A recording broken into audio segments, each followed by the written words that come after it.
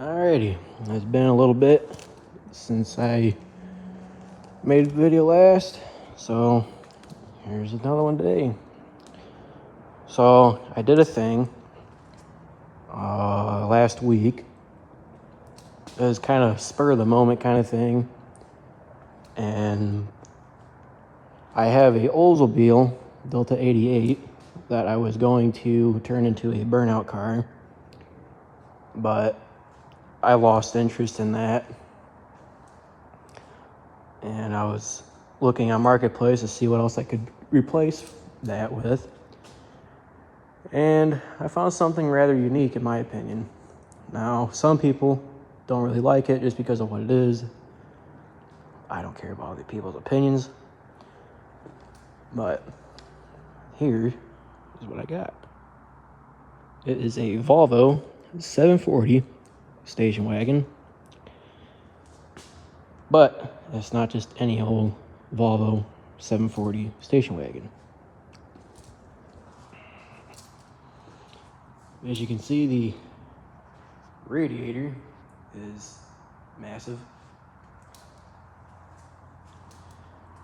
and probably wondering why is there multiple cutouts all over the fenders and the hood here. Well, that is why. That is a small block 350 that was put in here 2 owners ago. It is set up for turbo, however, it does not have the turbo. But as of right now, it has a fuel issue. I'm gonna guess it's probably got a bad fuel pump, or not a big enough fuel pump.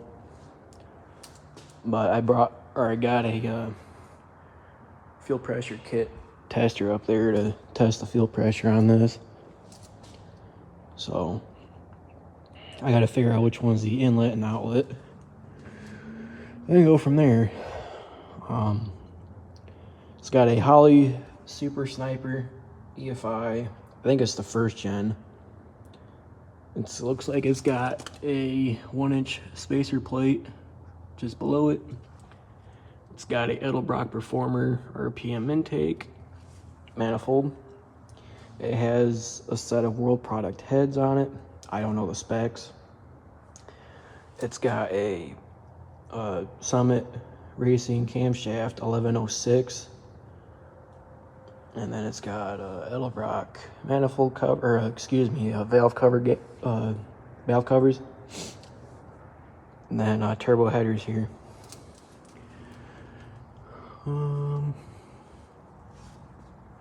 Yeah, I was wondering why it was a little harder to turn the other day. There's no power steering pump on it.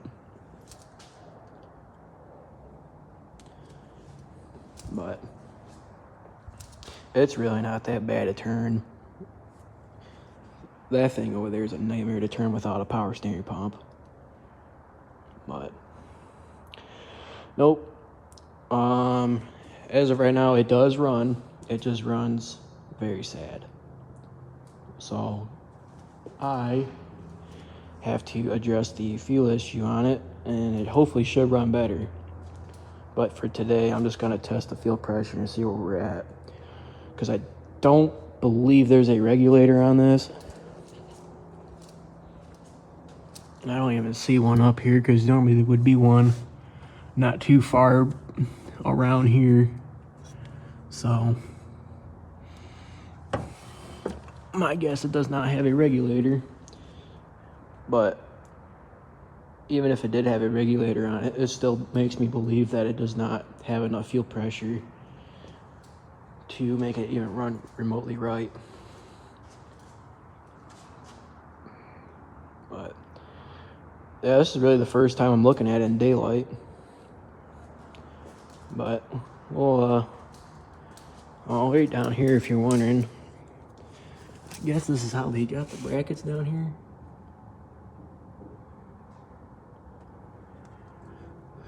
It looks like it's already made.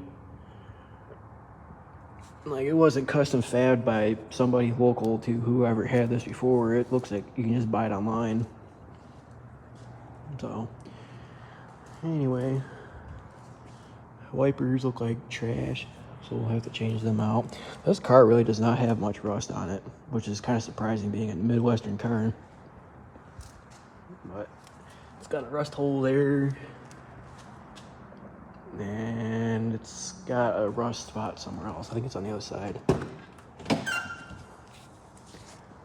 Here's the interior.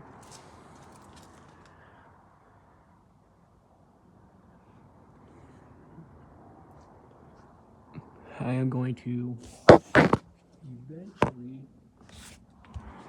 gut the interior out on this and put probably 4 bucket seats in here. So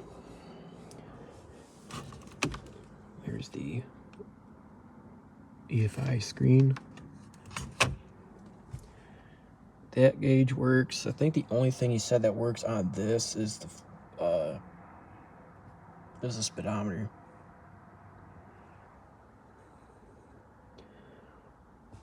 This is aftermarket, obviously, because this would be all plastic. The transmission is a 700 R4 with a stall converter on it. So 4 in this case would be, since this is a 700 R4, this would be overdrive. But if it's been messed with, it would have just normal drive. But he told me he doesn't have a manual valve body on it, so this is just still overdrive. To turn it on, basically you'd flip this switch up, then you turn this on, which I believe might be the fuel pump if I'm not mistaken. I don't know, but you turn that on and you press the button, but you obviously have to turn the key first. So you turn the key first, then you flip the switch, then the switch next to it, and then the start button. And then all the lights work besides the driver or passenger side front marker. I don't know if any of these work or not. And it's got a manual sunroof, which is quite interesting. A bunch of miscellaneous stuff back here.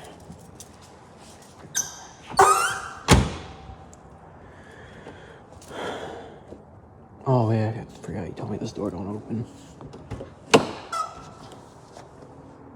Which kind of stinks. Oh man. Looks like that might be the antenna.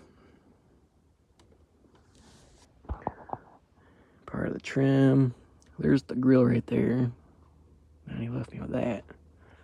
Then hubcaps, which I'll probably just leave the hubcaps off.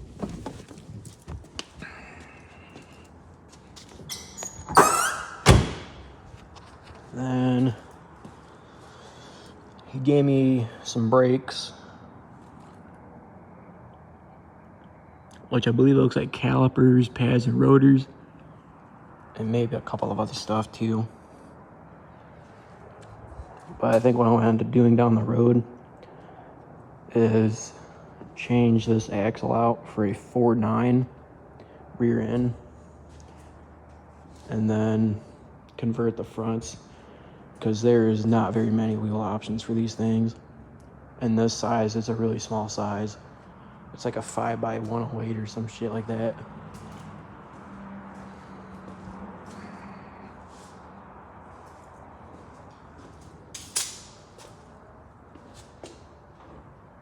Yeah, it's a pretty neat car. I've always wanted a station wagon. I just didn't expect to have this kind of station wagon though. Wow, that mirror is gone. So probably end up replacing that mirror at some point. But I will add a couple of little videos in this video of the engine running,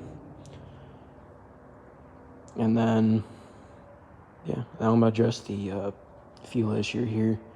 I am in the process of moving. As you can see, I am gonna be working in a storage unit now, so yeah, fun times. But anyway, that's it. Until next time.